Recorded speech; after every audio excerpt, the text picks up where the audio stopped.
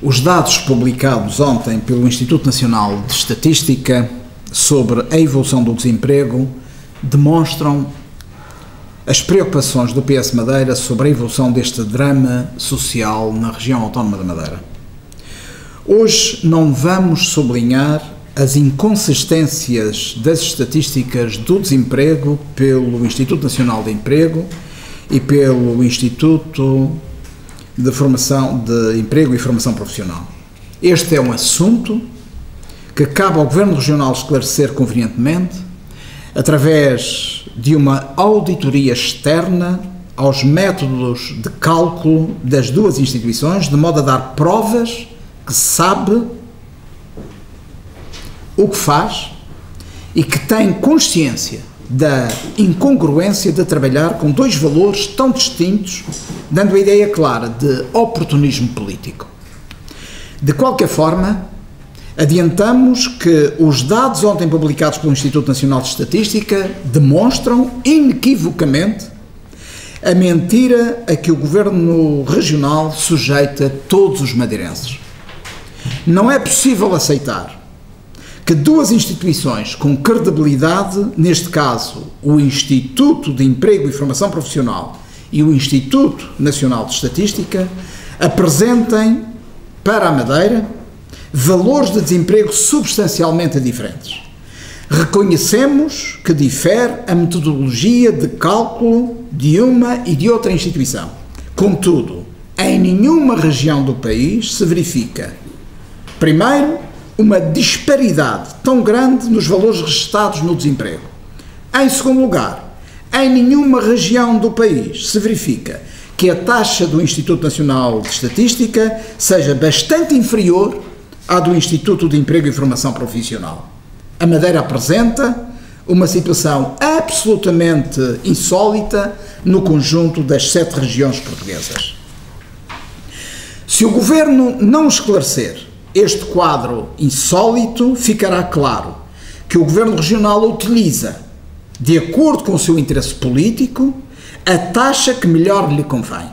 Isto é, para garantir o pagamento aos desempregados concretizados pela Segurança Social Nacional, utiliza a taxa do Instituto de Emprego, 15 mil desempregados. Mas para defender as suas eventuais políticas de combate ao desemprego, utiliza a taxa do Instituto Nacional de Emprego, que aponta para cerca de 9 mil desempregados. Mas isto evidencia também uma outra coisa, é que para o Governo as políticas de combate ao desemprego e criação de emprego são exatamente iguais, quer estejamos a falar de 9 mil desempregados, quer estejamos a falar de 15 mil desempregados, o que demonstra uma total ausência de estratégia para desenvolver esta tragédia social. Os dados do segundo trimestre revelam algo preocupante. E é isso que hoje queremos aqui salientar. A Madeira foi a região do país onde o desemprego mais cresceu face ao primeiro trimestre. Pior, enquanto o desemprego no país manteve-se estável, a Madeira apresentou um crescimento significativo de cerca de 2%. Estes dados constituem mais um alerta e para o PS representa o momento certo para recentrar o debate no essencial, a capacidade da economia em criar emprego. É por isso que consideramos ser o erro mais grave do governo do PSD, em termos de combate ao desemprego, a incapacidade para implementar medidas claras de criação de emprego através da competitividade da economia regional. Contrariamente ao que pensa o Governo Regional, o drama do desemprego tem a sua origem na debilidade da economia da Madeira. O desemprego é consequência das dificuldades da competitividade das nossas empresas, da fragilidade do nosso tecido económico e da dependência excessiva a um setor da economia, neste caso, o setor do turismo.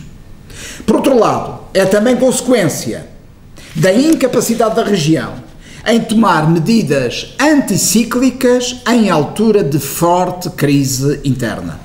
Esta dificuldade está relacionada com a má utilização dos dinheiros públicos e com o excesso de endividamento, além naturalmente da falta de credibilidade da região nos mercados financeiros, que a impossibilita de acrescentar dívida para socorrer a momentos complexos e dramáticos como aquele que agora estamos a viver.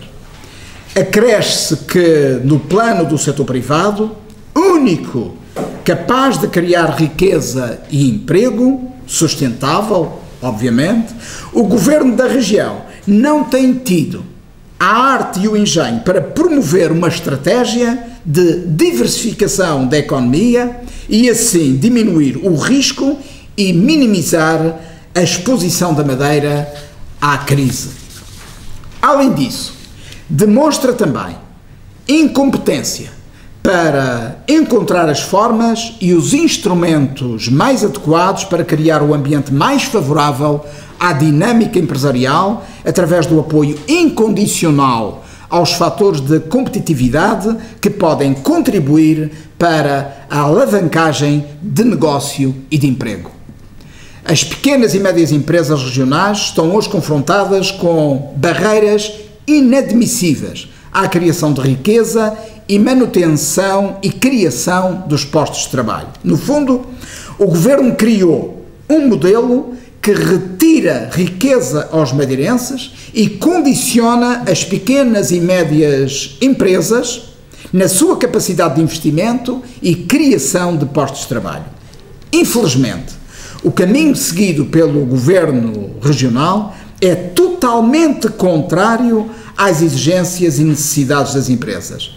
O ambiente empresarial onde trabalham as nossas empresas não favorece a criação de riqueza e afasta o investimento privado, dando uma séria machadada na criação desejável de emprego. Estamos face a um quadro de extrema gravidade para o equilíbrio social. O desemprego na Madeira, já por nós equacionado no recente debate sobre o desemprego e que ronda os 15 mil afetados por este drama, atinge valores que deveriam merecer do governo as medidas necessárias ao seu esbatimento. E essas medidas não passam apenas pelos contributos da Segurança Social Nacional, mas por uma atuação política, repetimos, geradora de postos de trabalho. Esta crise, que vem em crescendo, muito anterior ao recente quadro internacional, é consequência de um crescimento desajustado e de uma economia assente em pressupostos técnica e politicamente errados.